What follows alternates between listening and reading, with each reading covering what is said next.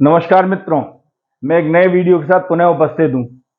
ये आज का वीडियो बनाया है मैंने जो भारत में बांग्लादेश में तख्ता पलट हुआ है, उसमें भारत के लिए कहाँ सिल्वर लाइनिंग है, कहाँ लाभ है। देखिए मित्रों, जब तख्ता पलट हुआ तो वहाँ पे जो बांग्लादेश में हिंदू थे उनके साथ जो अत्याचार हुए, उनको जो वीडियो जो फोटो निकल के आया, उनने दिल दहला दिया था। बड़ी हृदय विदारक घटना थी। तो परंतु अब कुछ अच्छी खबर भी है भारत देश के लिए। वो अच्छी खबर क्या है कि बांग्लादेश में बहुत बड़े पैमाने पर टेक्सटाइल उद्योग स्थापित है। आप ये समझ लीजिए, वो इतना बड़ा है कि इंडिया ने पहली तिमाही में अप्रैल मई जून में जो टोटल टेक्सटाइल एक्सपोर्ट करा था इंडिया से हुआ था, वो 3.9 बिलियन था।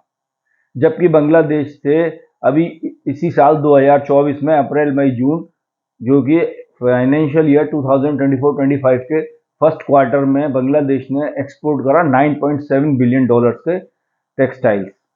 उनकी इतनी बड़ी टेक्सटाइल इंडस्ट्री है कि जो उनका टोटल एक्सपोर्ट्स है उसमें 75-80% टेक्सटाइल का ही योगदान है। और टेक्सटाइल के बूते पे ही बांग्लादेश इतनी तेजी से इतने सालों से ग्रो कर रहा था।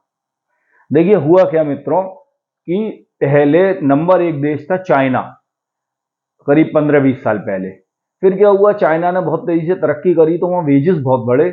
और जब वेजेस बढ़े तो ये जो इंडस्ट्री थी चाइना में अनकॉम्पिटेटिव हो गई, क्योंकि ये बहुत लेबर इंटेंसिव इंडस्ट्री है। देखिए, एक फैब्रिक चाहिए होता है, बाकी लेबर चाहिए होती है स्टिचिंग के लिए, बटन लगाने के लिए, हर काम के लिए, कपड़े को प्रेस करने के लिए।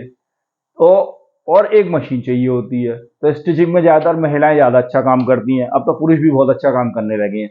तो लेबर इंटेंसिव इंडस्ट्री है। इस समय भी ये समझ लिए चाइना में जो लेबर है इंडिया से 4 गुनी महंगी है और बांग्लादेश से करीब 6 गुनी महंगी है। धीरे धीरे ये इंडस्ट्री क्या हुई, शिफ्ट होना चालू हुई। इसका सब में बड़ा बेनिफिशियरी जो हुआ, उनने लाभ उठाया बांग्लादेश ने।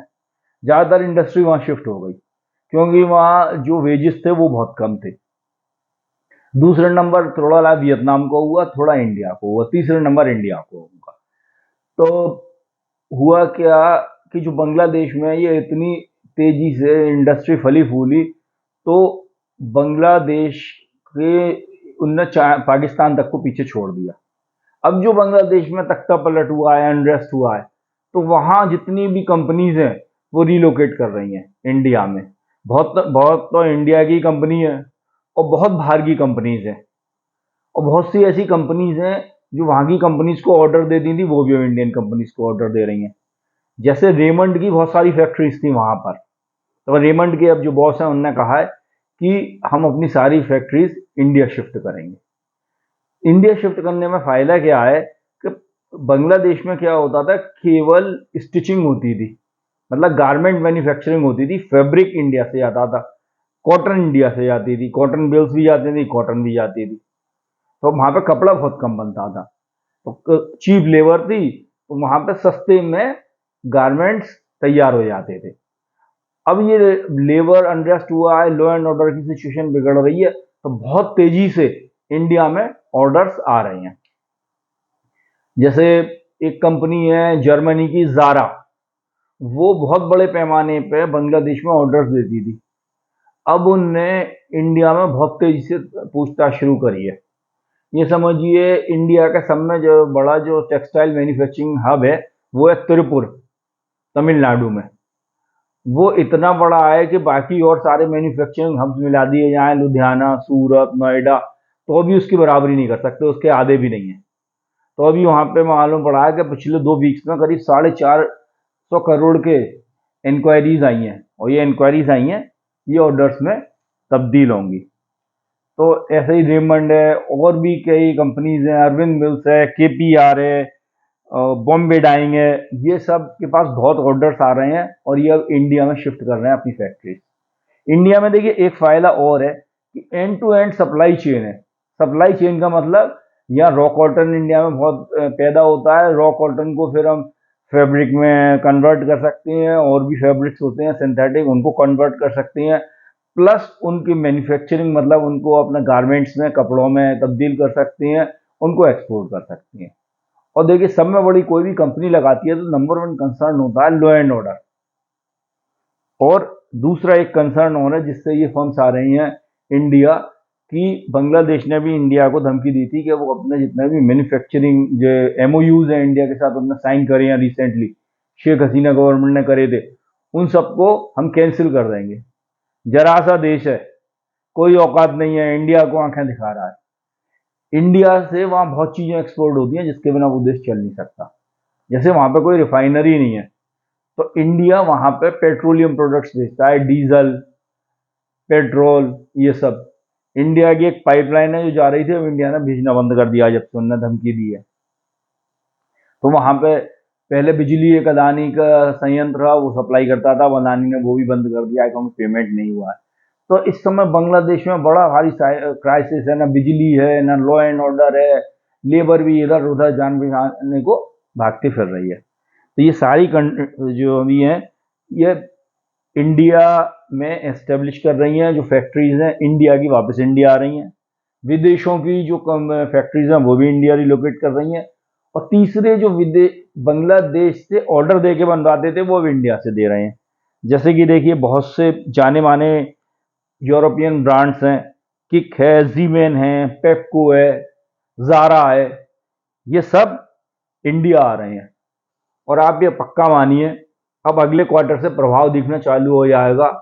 और जो बांग्लादेश का करीब करीब 3 गुने एक्सपोर्ट्स थे इंडिया से, टेक्सटाइल एक्सपोर्ट्स, अब आप देखिएगा साल 2 साल में इंडिया वो बराबर पे आ जाएंगे।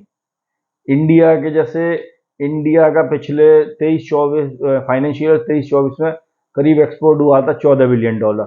अभी 3 महीनों में हुआ है करीब $4 बिलियन, और उसका हुआ है करीब $10 बिलियन। तो इंडिया और बांग्लादेश का मिला के एक तिमाही में हो गया $14 बिलियन, पूरे साल में हो गया करीब 56, 58, 60 बिलियन डॉलर। और अब आप ये देखिए तो इंडिया का जो 23-24 में $14 बिलियन हुआ था, आप देखिए सारा गारमेंट बिजनेस, सारे का मतलब काफी गारमेंट बिजनेस मूव कर जाएगा इंडिया को। इंडिया साल 2 साल में करीब 30-35 बिलियन डॉलर के एक्सपोर्ट करने लगेगा मेरे हिसाब से। और इसमें सब में अच्छी बात क्या है कि जैसे इंडिया से आईटी एक्सपोर्ट्स होती हैं, तो उसमें स्किल्ड जो मैन पावर है उसको वो मिलती है जॉब, और इतनी जॉब क्रिएट भी नहीं होती।